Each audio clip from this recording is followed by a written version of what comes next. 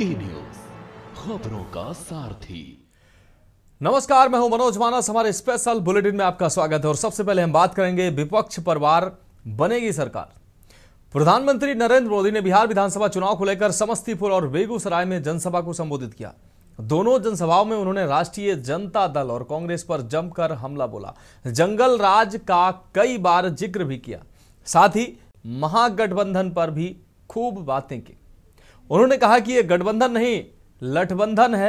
उनके लोग जो है आपस में ही लड़ रहे हैं, लाठियां बांध रहे हैं। पीएम मोदी ने कहा कि जब से बिहार चुनाव की घोषणा हुई है तब से हम एक चीज साफ साफ देख रहे हैं कि एक तरफ एनडीए है और एक सूझबूझ से भरा हुआ नेतृत्व, वहीं दूसरी तरफ लाठियां बांध रहा महागठबंधन है। ये लोग कैमरे पर आकर कुछ भी बोले, लेकिन पीठ पीछे एक दूसरे की खाल खींच रहे हैं। इस महागठबंधन में आपको बता दें, अटक दल है, भटक दल है, लटक दल है और झटक दल है। साथ ही उन्होंने कहा कि इसमें पटक दल भी हैं। राजद बीते 2 दशक में कोई चुनाव नहीं जीता है, लेकिन अपने अहंकार में इनके लोग अटके हुए हैं।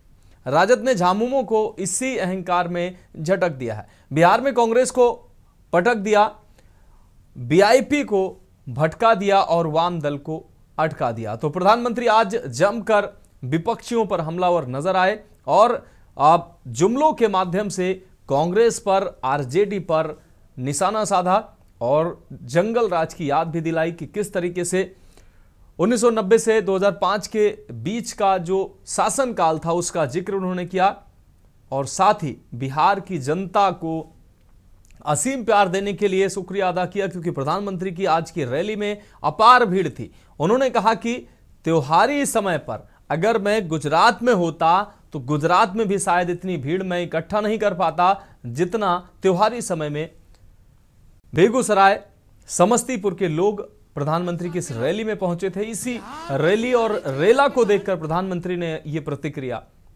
व्यक्त की है। तो समस्तीपुर, बेगूसराय में जनसभा को प्रधानमंत्री ने संबोधित किया। आरजेडी और कांग्रेस पर इस दौरान जमकर हमला बोला। प्रधानमंत्री ने कई बार जंगल राज का जिक्र करते हुए एनडीए प्रत्याशियों के समर्थन में वोट की बिहार की जनता से अपील की है। एक काम करेंगे, जरा अपना मोबाइल फोन बाहर निकालिए और अपना मोबाइल फोन निकाल कर उसकी लाइट चालू कीजिए, उसकी लाइट जलाइए जरा सबके सब। जिनके पास मोबाइल है वो जरा अपनी लाइट जलाएं। जिसके पास मोबाइल है, अच्छा आपका लाइट जल रहा है। अब आप मुझे एक बात बताइए, जब इतनी लाइट है, हरे के हाथ में लाइट है, तो लालटेन चाहिए क्या? साथियों, पूरा देश आपको सुन रहा है, देख रहा है। बिहार को लालटेन और उसके साथी नहीं चाहिए। मैं मुख्यमंत्री के उम्मीदवारी का सपना देखा और लालू जी ने जबरदस्ती नहीं कहते हैं, लोग अपने बेटा को मुख्यमंत्री बनाने के लिए लोगों को एक तरह से टॉर्चर करके, कांग्रेस को टॉर्चर करके और सभी पार्टियों को टॉर्चर करके सबके खिलाफ उम्मीदवार उतार के, चाहे वो वीआईपी हो, चाहे वो कांग्रेस पार्टी हो, सबको टॉर्चर करके जिस तरह अपराधियों का राज 15 साल तक लालू जी ने बिहार में चलाया। जब बिहार का मुख्यमंत्री तेल बिलावन लठिया भांजन जैसी रैली कराए तो आप समझ सकते हैं कि उसका उद्देश्य क्या था। उसका उद्देश्य बिहार के सामान्य नागरिक को डराने का था, वो डराने का काम था।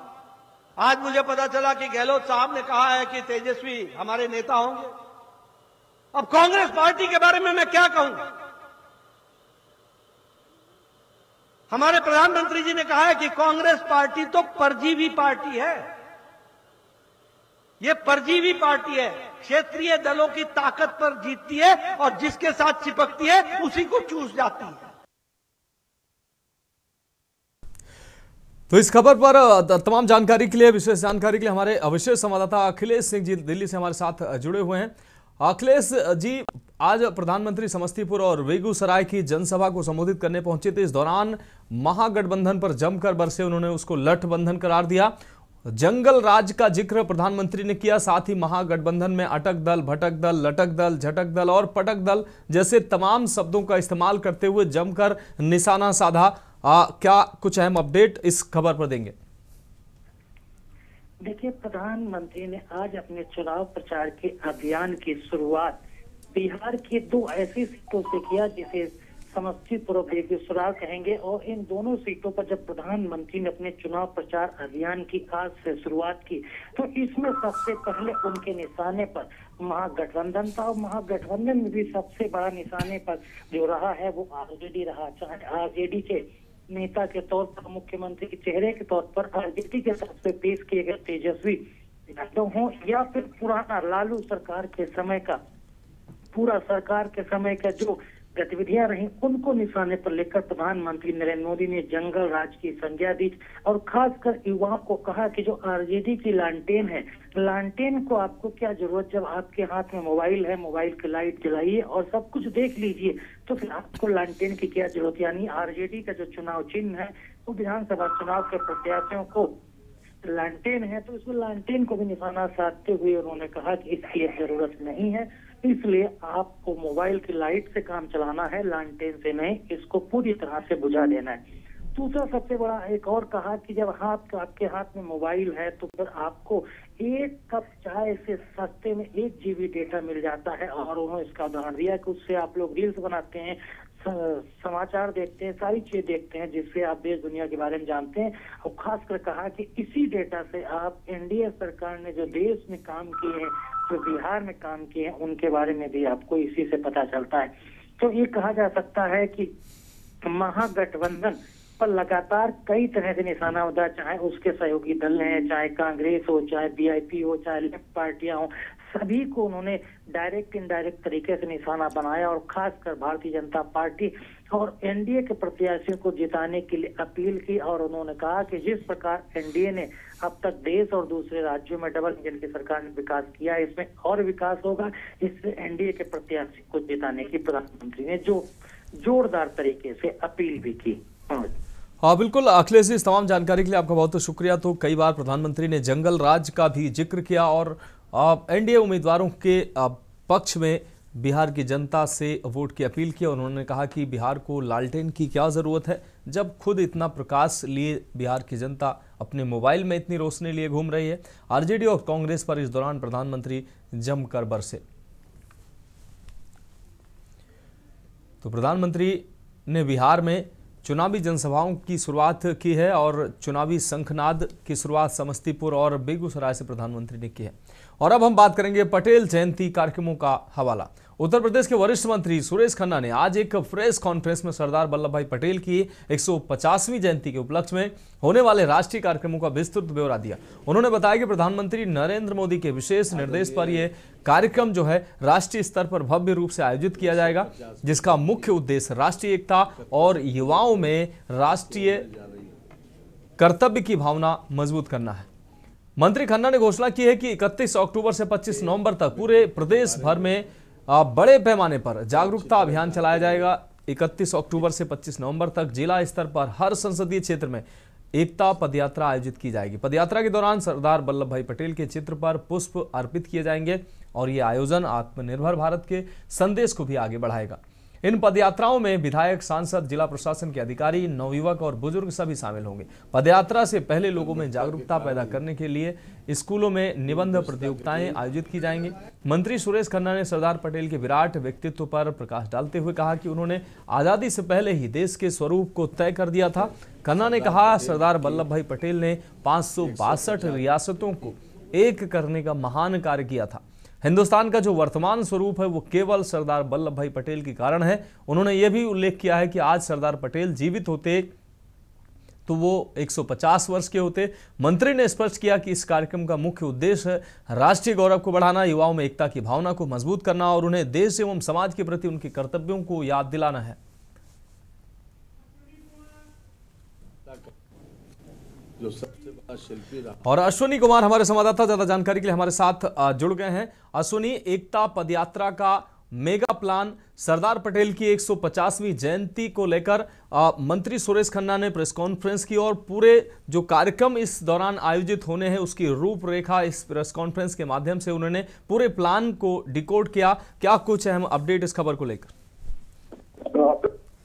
जो सरदार वल्लभ भाई पटेल है उनकी 31 अक्टूबर को 150वीं जयंती है और जयंती के मौके पर भारतीय जनता पार्टी तमाम बड़े कार्यक्रम आयोजित करने जा रही है, जिसमें पद यात्रा एक महत्वपूर्ण कार्यक्रम है जिसमें पूरी भारतीय जनता पार्टी को लगाया गया है। यानी कि अगर बात करें सांसद हो, विधायक हो, मंत्री हो, सभी इन कार्यक्रमों में हिस्सा लेंगे। तमाम तरह के अन्य कार्यक्रम भी होंगे, खेलकूद के कार्यक्रम होंगे, इसके अलावा निबंध प्रतियोगिता होगी और कहीं ना कहीं सरदार वल्लभ भाई पटेल को इन कार्यक्रमों के माध्यम से जो है याद किया जाएगा। सरदार वल्लभ भाई पटेल का देश के लिए बड़ा योगदान रहा है, इससे सभी परिचित हैं। बात करें तो 565 रियासतों को संत कराने वालों के जो काम किया उन्होंने किया था। निश्चित तौर पर अब उसको लेकर के भारतीय जनता पार्टी 31 अक्टूबर से लेकर के 6 नवंबर तक की कार्यक्रम करेगी अलग अलग जिलों में और इस दौरान तमाम जो विधायक होंगे, तमाम मंत्री होंगे, तमाम सांसद होंगे, कार्यक्रम में उपस्थित रहेंगे और लोगों को जागरूक करेंगे। निश्चित तौर पर कहीं ना कहीं एक बड़ा जो आयोजन भारतीय जनता पार्टी करने जा रही है जिसका शुभारंभ 31 अक्टूबर से होगा। हाँ बिल्कुल अश्विनी, इस तमाम जानकारी के लिए आपका बहुत बहुत शुक्रिया। तो एकता पदयात्रा का मेगा प्लान तैयार किया गया है। सरदार पटेल की 150वीं जयंती पर भव्य कार्यक्रम आयोजित करने की तैयारी जो है उत्तर प्रदेश सरकार भी कर रही है। और अब हम बात करेंगे किशोर की मौत पर सियासत। दरअसल खबर उन्नाव जनपद से है, जहां कुत्ते के विवाद में किशोर की मौत के मामले ने राजनीतिक रंग ले लिया है। घटना के बाद अब समाजवादी पार्टी के प्रदेश प्रवक्ता सुनील साजन शुक्रवार को आपको बता दें मादाऊ खेड़ा गांव पहुंचे, जहां उन्होंने मृतक किशोर के परिजनों से मुलाकात की और उन्हें न्याय दिलाने का भरोसा दिया। इस दौरान उनके साथ सपा जिलाध्यक्ष राजेश यादव भी मौजूद रहे।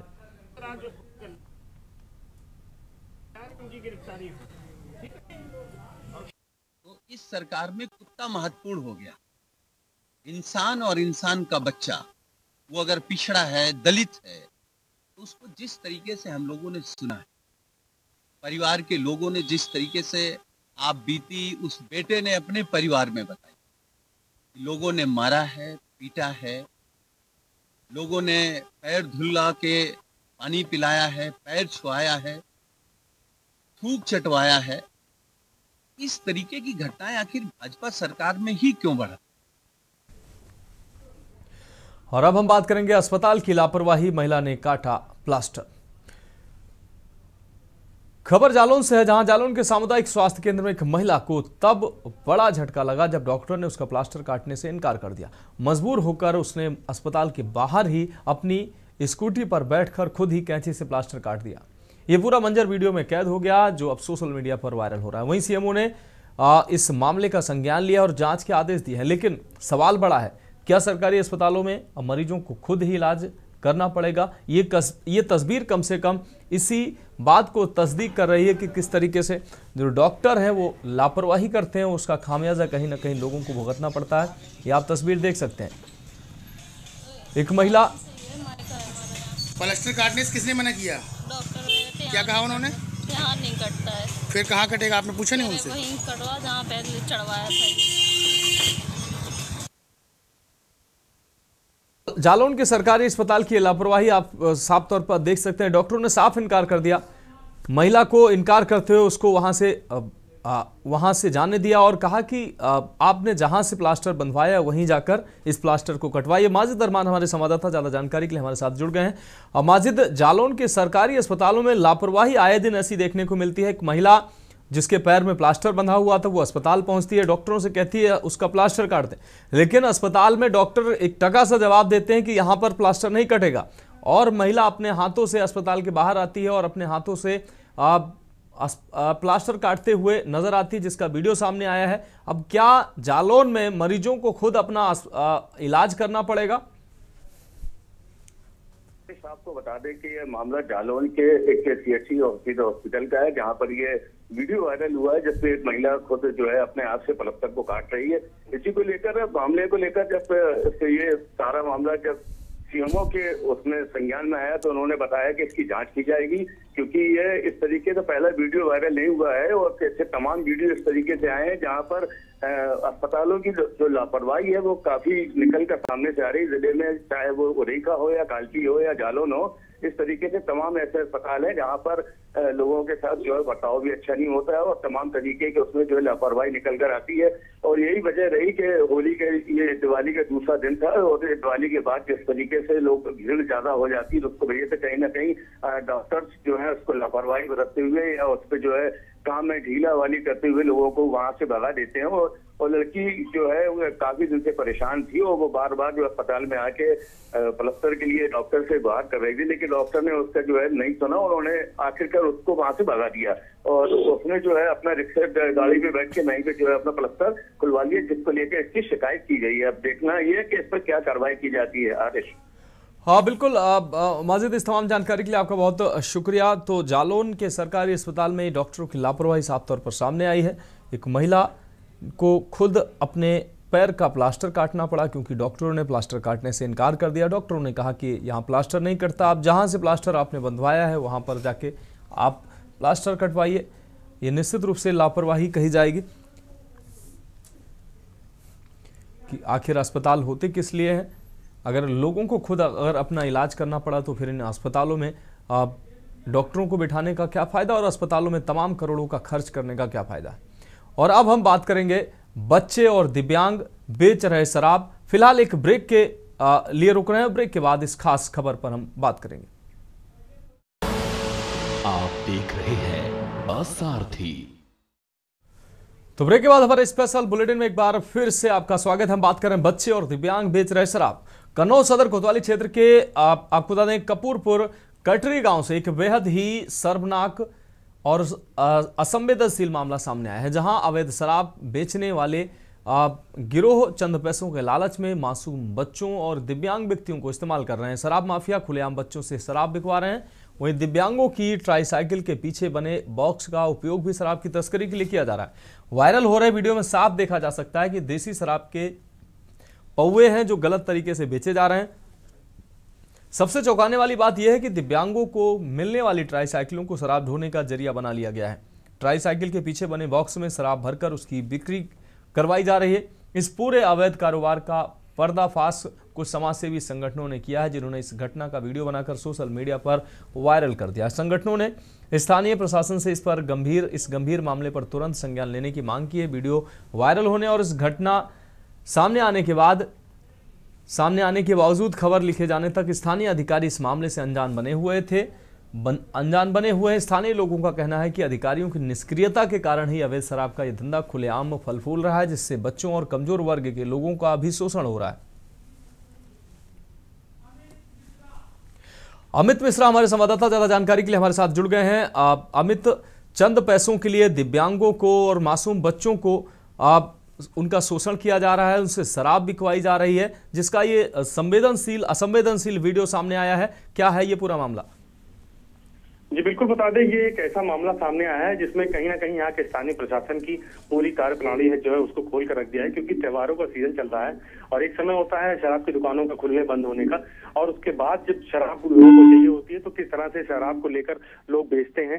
तो अब इस शराब को बेचने को लेकर यहाँ के जो शराब माफिया हैं वो बच्चों को, दिव्यांगों को अपना निशाना बना रहे हैं।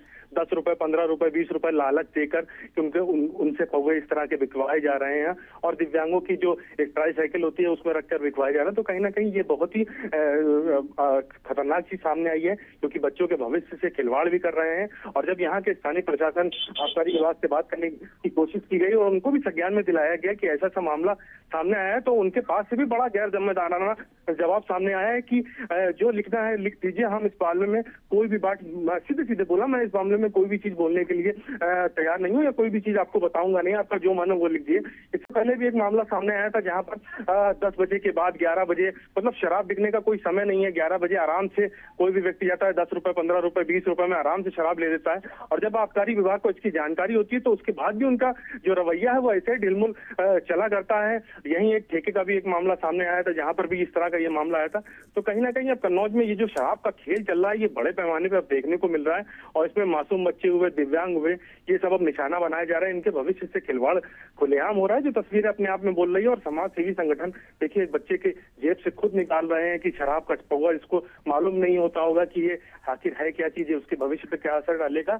तो कहीं ना कहीं कन्नौज के जो स्थानीय प्रशासन है, जो आबकारी विभाग है, इस सब चीजों को संज्ञान लेना चाहिए। और इस तरह का जो भी व्यक्ति जो भी शराब माफिया कर रहा है, उसके ऊपर सख्त कार्रवाई करनी चाहिए, ना कि इस तरह का जवाब, गैर जिम्मेदाराना जवाब देना चाहिए कि मैं कुछ भी बोलूंगा नहीं, जो लिखना है लिख दीजिए। तो इन सब चीजों को कहीं ना कहीं जिले के बड़े अधिकारियों को अब संज्ञान लेना चाहिए। जी बिल्कुल अमित मिश्रा, इस तमाम जानकारी के लिए आपका बहुत शुक्रिया। तो अधिकारी जो है वो किस तरीके से लापरवाही बरत रहे हैं और कम से कम उनको संवेदनशील होना चाहिए, जबकि वो इस तरीके का बयान दे रहे हैं जो निश्चित रूप से उनकी असंवेदनशीलता को दिखाता है। और अब हम बात करेंगे नहीं रहे एड गुरु पीयूष पांडे। विज्ञापन जगत के दिग्गज और एड गुरु के नाम से मशहूर पीयूष पांडे दुनिया से अलविदा कह गए हैं। आपको बता दें, फेविकोल, कैडबरी और एशियन पेंट्स जैसे चर्चित विज्ञापनों को डिजाइन करने वाले पांडे 70 वर्ष के थे। पांडे ने ही 90 के दशक में मशहूर गीत मिले सुर मेरा तुम्हारा लिखा था। फेविकोल, कैडबरी और एशियन पेंट्स जैसे चर्चित विज्ञापनों को डिजाइन करने वाले पांडे 70 वर्ष के थे। पांडे ने ही 90 के दशक में मशहूर गीत मिले सुर मेरा तुम्हारा लिखा। पांडे की मौत के कारणों का फिलहाल पता नहीं चल पाया है। रिपोर्ट्स के मुताबिक वे गंभीर संक्रमण से जूझ रहे थे। पीयूष पांडे लगभग 4 दशकों से विज्ञापन उद्योग में कार्यरत थे। पीयूष पांडे ने अपनी रचनात्मकता में साधारण भाषा, हास्य एवं मानवीय भावनाओं का इस्तेमाल किया, जिससे उनके विज्ञापन हर भारतीय के दिल और दिमाग में अपनी जगह बनाने में सफल रहे।